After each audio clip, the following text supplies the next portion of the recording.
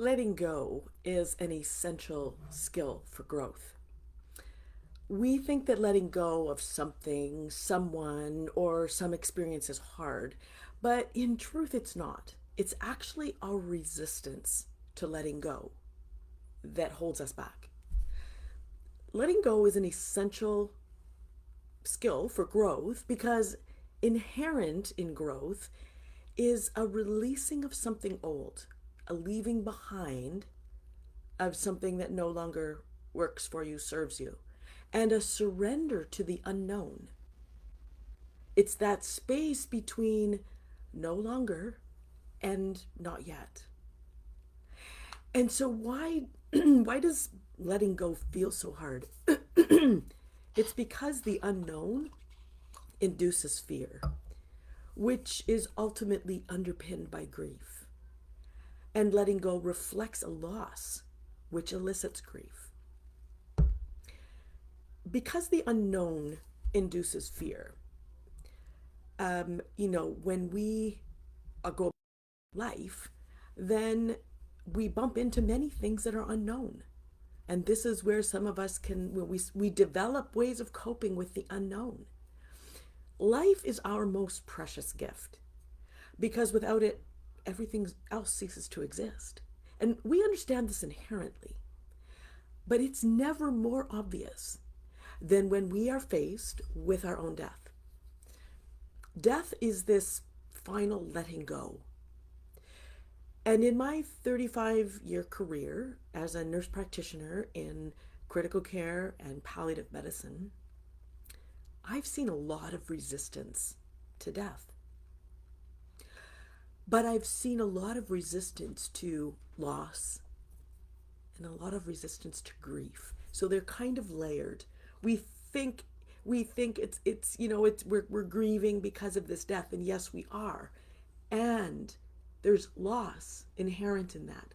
And beneath that is grief. And so our resistance to death is in many ways a resistance to grief.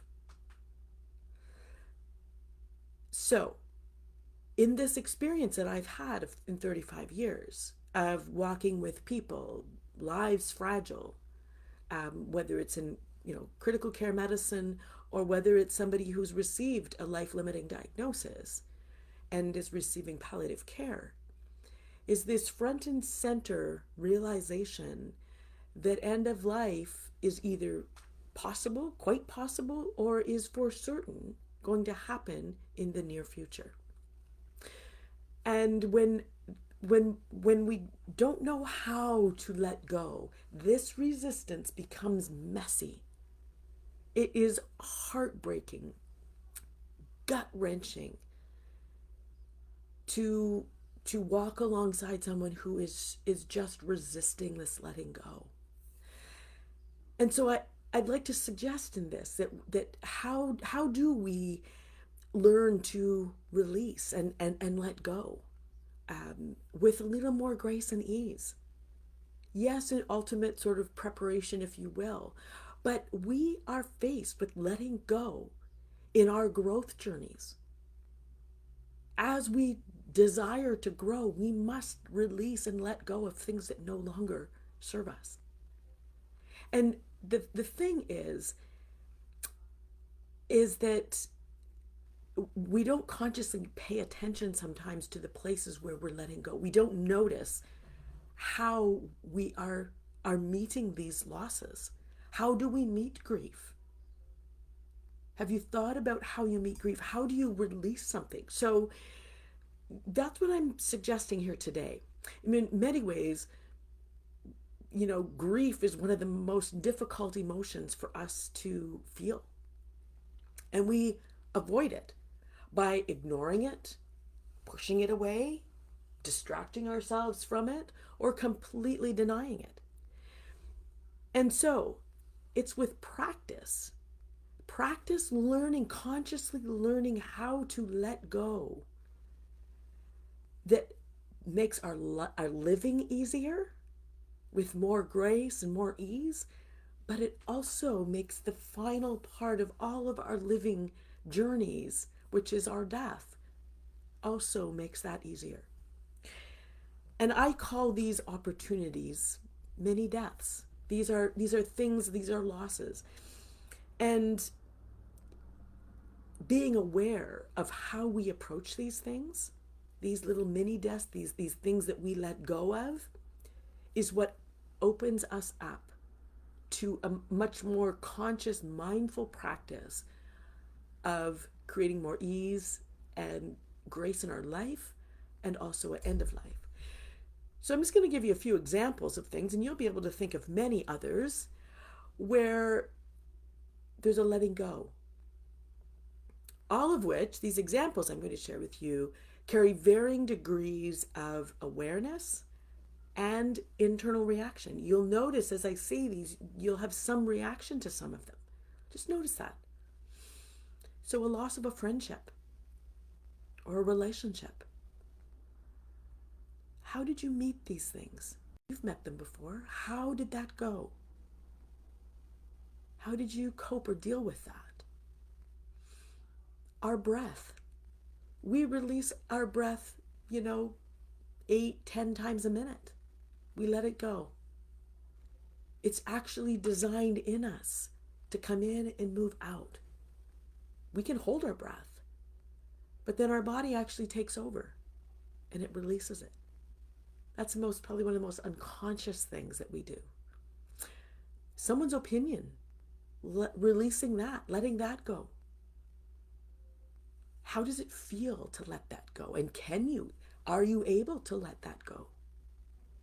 How about a sentimental item? Something that perhaps was left to you or given to you, and you're like, God, it's not something that I really like, but I feel like I need to hang on to it. Can you allow yourself to let that go, knowing that the memory of remains?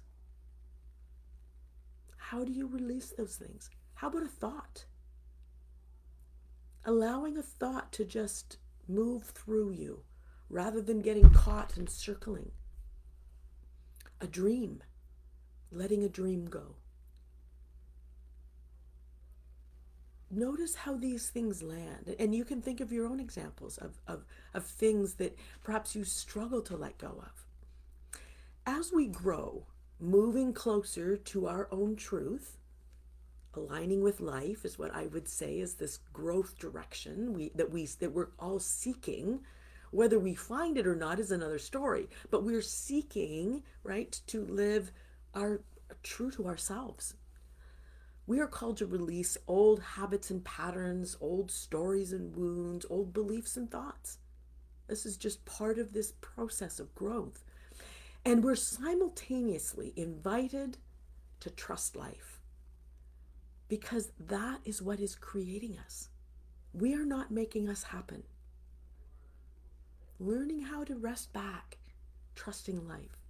Each of the opportunities that show up in our lives can feel familiar and ugly unless we remember that these are in fact places for us to get curious and move closer to rather than farther away. These are opportunities for our growth. Learning to meet grief and loss, learning to meet the unknown, allows us to let go with more ease. And in letting go, we grow. Releasing this illusion of control over life, and instead surrender to the flow of life, because that's already what's making us happen. Letting go is really just an acceptance of what has already happened. Where can you find more ease and grace in letting go of that which has already happened? Allowing yourself to soften back into life, releasing that which has already happened. Just letting it go. This is an edge that I practice at daily. The things that show up. And as I practice here, I have more and more freedom to live true to myself. I'm not resisting letting go. So there's more and more freedom for me to live life, live my life, and live as an expression of life, live in flow with life. So, where can you notice, start to be aware of where you hold on, where your resistance to letting go of something that's already finished? A thought, a dream, a story, a wound. Where can you release and let yourself find some more ease, some more grace? I always love to hear from you. So I invite your thoughts, reflections, comments, and of course, share it if this really speaks to you. I also am establishing a new YouTube channel. It's just Ann Bex. I'll put the link below. And so I invite you to subscribe. And if you're already here on YouTube, then I would invite you to subscribe to my channel and hit the little notification bell so that you get notified when I drop my next video. Okay, take care. Have a great day.